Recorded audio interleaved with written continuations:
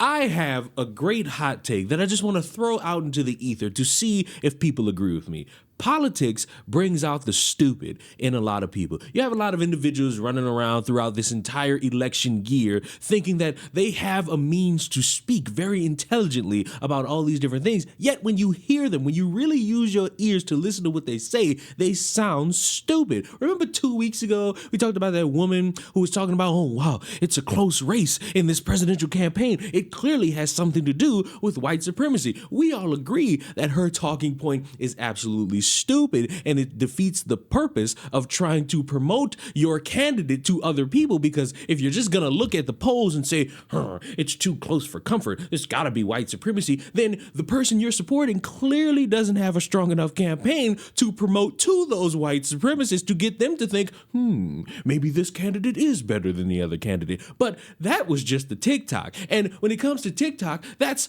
a cesspool of just stupid take upon stupid take. It's a completely different fucking scenario when you're on national news saying this same thing. Wait, can I say something about this? Because this is what really bothers me when we have this discussion. I never really talk about this because it's not politically correct to say it, but he's in a dead heat because of white people.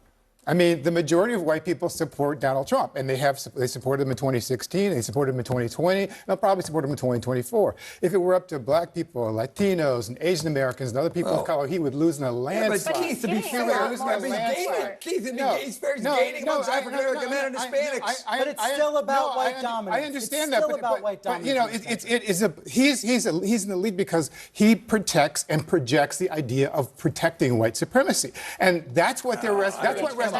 People were talking about economic anxiety in 2016, and then Trump went off and he let a cavalcade of racism. I'll ask you this question. He's not even serious. If that is your, if that is your theory, I'm 100% sure. If that's your theory, Keith, yes.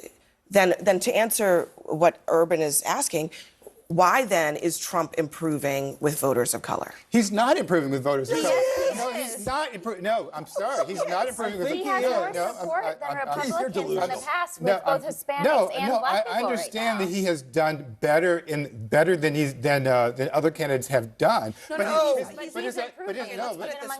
improved on his 2016 performance in 2020, and the polls suggest that he's improving now. So even if you go by 2016 and 2020, then what? The Washington Post Ipsos poll that came out today said that he's actually losing support in the black vote. But New York Times said the opposite. And he's actually, and Kamala Harris is gaining support. The third-party candidates are declining in their support. So, you know, Brian's disagreeing with you. You know it's He's clearly growing support. No, and but it's not just about white dominance. It's about male dominance. I don't think most people will be surprised if Donald Trump does better with Latinos and blacks than he did in 2016 than he did in 2020.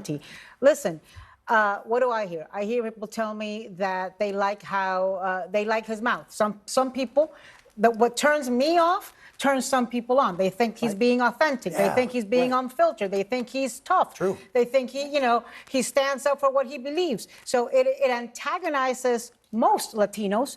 It antagonizes most African Americans.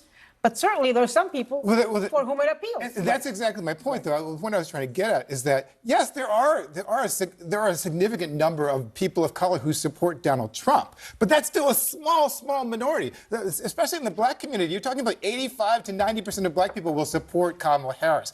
That even among black men, so the idea that somehow Donald Trump is winning large numbers. It's the same issue we were talking about with RFK. When you're talking about... No, I agree with you on that. The margins are very important. The swing states where...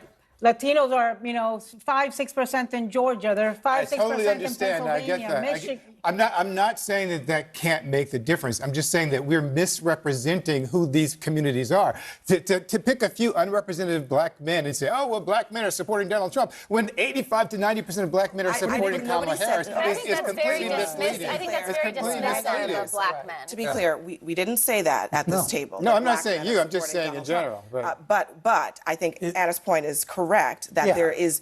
Even if it's a slight movement, it only takes a few to make a huge difference. It only takes a few. Exactly. Okay, I just want to say, in addition to white dominance, it's also about preserving the status of men. And we should interrogate what is it that appeals. I'm not perfect. I learned some of this stuff since I was 5 or 6 years old. Men in this society are in a very interesting place right now with what the messaging is from the Trump campaign, and I just think that's worth interrogating. All right, everyone. I don't understand why don't some of these people just do the smart thing, which is, okay, you support Kamala, that is perfectly fine. Go out into the world and everything Kamala has said that everybody has not seen, because let's be honest, everybody's not watching the same thing at the same time. You bring that to those people and you have conversations. You inform them about what Kamala has in terms of policy, what she has as ideas, what she has as solutions towards things. And maybe it won't work every time, but maybe you will be able to convince some people that, hey, she is a better candidate than Trump. Vice versa. If you have all these things for Trump and Trump saying all these great eloquent things, you can go out to those people who are not watching the Trump rallies, who are not watching the Trump campaign videos, and you show them and you have conversations with them about how maybe, just maybe, he's a better candidate than Kamala. Wow, I just solved the greatest Rubik's Cube of all time conversation. But to immediately throw this in the, oh, well, we got a lot of racism going on. These racist white men, they've been following racist white men for all these times, so it's natural that they're just going to fall in line. Meanwhile, you sitting there being combated on this talking point by other people on that panel. You just, no, you just don't understand. You have to really use your third eye and your fourth eye and your fifth eye and your left testicle to understand that, oh, we're not going to win. Oh, this is a close race because of racism and white supremacy. No, it's a close race because, let's be honest, both of these motherfuckers are a little bit slow and people are not really certain. Those undecided voters, you can find some that's like, Kamala was on shaky ground. You can find others that's like, why did Trump say he didn't have a plan? Why couldn't he just say he had a plan? And it's close because the people who are already supporting Trump, still supporting him. And the people who were already supporting Kamala, still supporting Kamala. And it all comes down to one poll that matters in November. All these different polls that I've seen since January, personally, just me, you can disagree if you want, don't mean nothing. I'm interested in the one in November because that's going to be the one that makes the difference. And no matter what, I'm not blaming racism for whoever wins. I'm not blaming the feminists for whoever wins. I'm not blaming red pillars for whoever wins.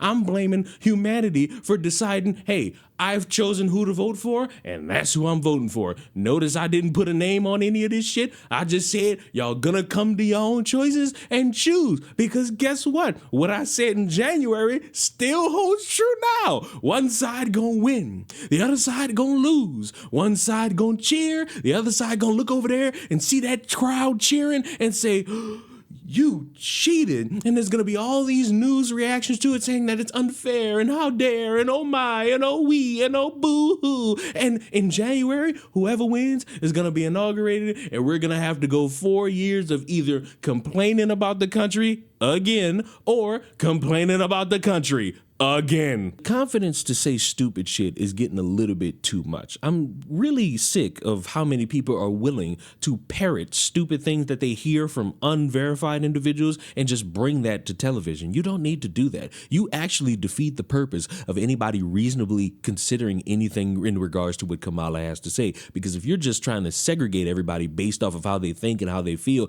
and just putting it all about race, congratulations. You're fucking up any type of unity that could possibly mean something in the polls because, oh, boo-hoo, you're surprised white people are voting for a white guy. Guess what? There are white people voting for Kamala, and that's not a shock at all. Why? Because people are watching these two and they're deciding, hey, I'm going to go vote for this person. I'm going to go vote for that person. And that's going to be the end of the story. And there's really nothing else to it. But because we got to do this weird straw man to try to make everything make sense and try to tie it all back to race, nothing changes and nothing gets better. It's just more stupid people saying, oh my God, wait, I actually understand what you're saying it is right now. And then I come in to say, no, motherfucker, that sounds absolutely fucking stupid. And you're not really telling anybody anything. You're not even promoting Kamala. You're just bitching that nobody's looking at the person you're voting for and saying, I'm also going to vote for them too. And that's stupid. But I say again, come to your own choices. Make the choice that you think is the most pleasurable. And we'll see how the next 4 years goes. I'm certain all of us won't be complaining about the country. Subscribe